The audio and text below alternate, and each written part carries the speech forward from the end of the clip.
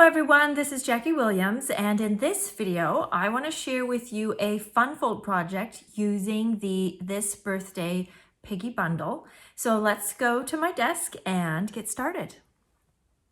So this is the This Birthday Piggy bundle, a very cute little set of images and coordinating words. And then of course we've got dies that go around the images, and then we have some embellishments or extra details such as the little bunting and the wagon and leaves and flowers and grass and a party hat and just some cute images. And I'll show you some samples using those at the end of this video.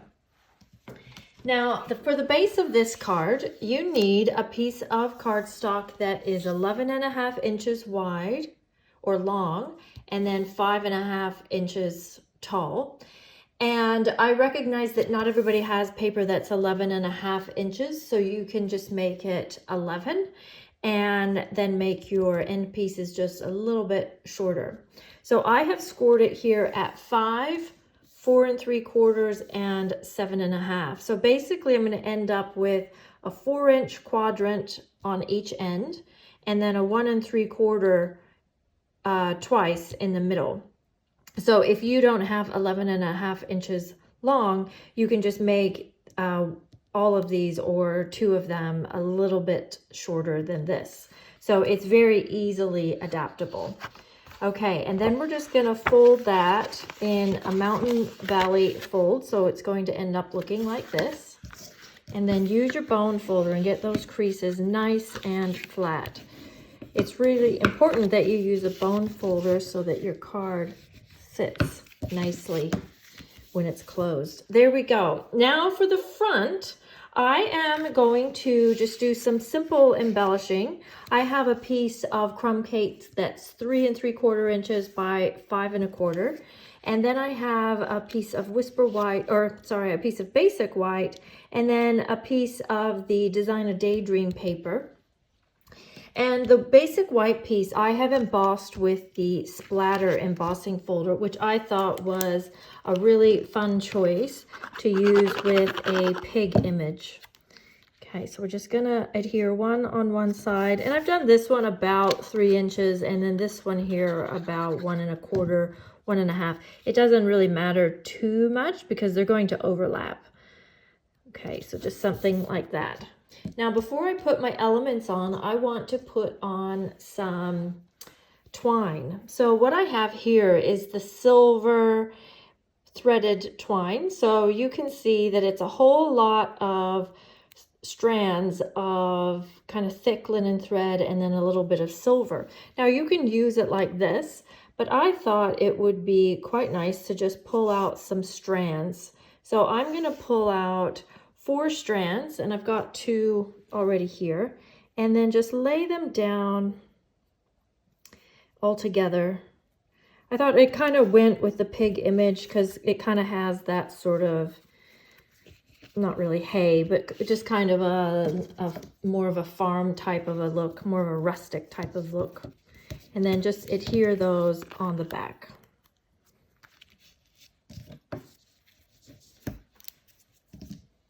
Then I'm going to go ahead and put this on my card front using dimensionals, like this.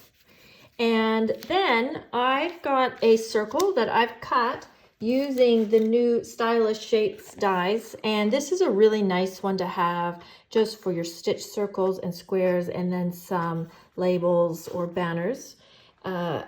Just nice to work in with other images that you've already got. And I'm just going to slide that in about like this. So I don't want to cover up my words, but I want that underneath the twine. I might just scoot it up a little bit more. There we go. Something like this. Now then, our pig, I have stamped in Early Espresso, and I have cut him out using the die, and it's really nice to have the die. Yes, we can scissor cut, but one nice thing about the dies is, one, it's a lot quicker, but you also can get like in here in between the images. So that's just a nice effect. I'm just going to put that up on dimensionals, and I have colored him in, or her, with the Stampin' Blends that I've got over here on the side. And I'm going to put him on over my twine here, and it's kind of coming outside the circle on either end. I like that look. It's another advantage to having your images die cut out or cut out is you don't have to stay contained within your shape or particular area, and I like that sort of asymmetrical look anyway. Now I'm going to do the same thing with this piece of the threaded twine. I'm going to take out 3 pieces, very long pieces this time, and I'm going to just tie a little bit of a bow. If you wanted this to have more of a simple look, or maybe it's one you plan to give to a guy who likes not too much fussiness on there, you could leave the bow off. But I kind of like this, and I like lots of dimension on my card fronts.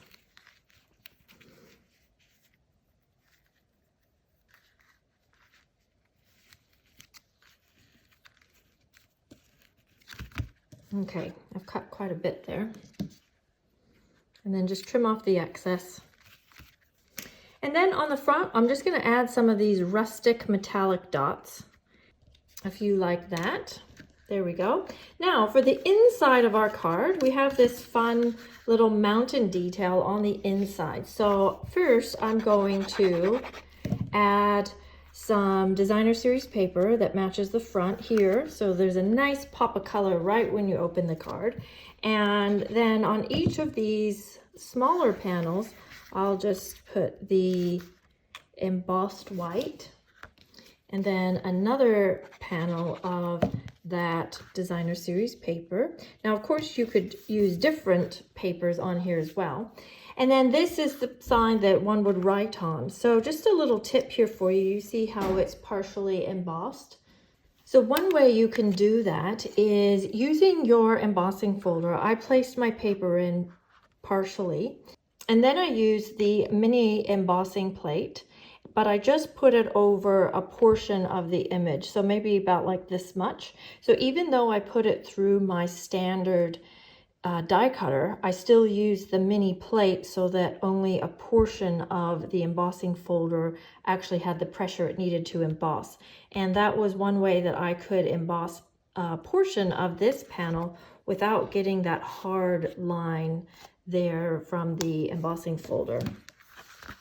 So that's a little tip for you, that even if you don't have the mini machine, that the actual embossing and cutting plates can still be useful to you. Now to create our little flaps for the inside, I'm going to use just some small pieces of crumb cake, and you can see it's got some white embossing on there too.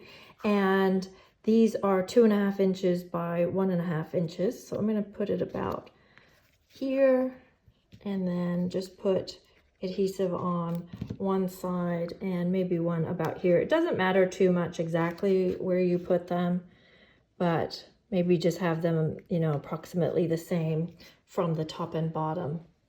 Now we'll just embellish our little flaps.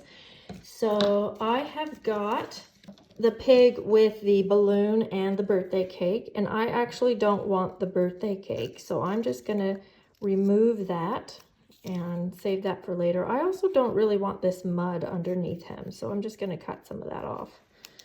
And I also, when people open the card, I don't want them to see the back of this, so I've just cut the same die here in white, and I'm just going to place that on the back here just to cover up the coloring that you can see from the Stampin' Blends. Now I'm going to put this little piggy in a wagon. So I'm going to have my wagon about like this. Again, I want it to be kind of off of the square just to give it more of an asymmetrical look. So I'm just sort of gauging where I want my pig to sit, about here. So I'm going to put him about like that, maybe just a little lower because I don't want it to interfere with that piece. And then I'll put my wagon on, and I have used the adhesive strips. It's just the right size for those slats in the wagon. I think the wagon is so cute. And make sure that your pig is sitting so that his little bottom is down here at the bottom, so he doesn't look like he's just floating inside the wagon. And then the die set does come with some cute little details for the wagon if you would like to have a different colored handle and some wheels on there. So I've just cut a handle out of crumb cake. You can make any color you want that matches your project, and then just did some wheels out of foil. I keep all my scraps of foil pretty much, and it's just perfect for cutting out tiny details like this. And then the last thing for this wagon is I will just add this little bunting just cut out of the rich raspberry, or that might actually be blackberry bliss. And then I have heat embossed these words and cut those out with the cute little rustic sign that is in this set as well. And I'm just going to add, oops, a little kind of fake bow on the back. So what I'll do is put the linen thread on the dimensional, just make a loop on one side, make a loop on the other side, and then just let my tails hang out like that.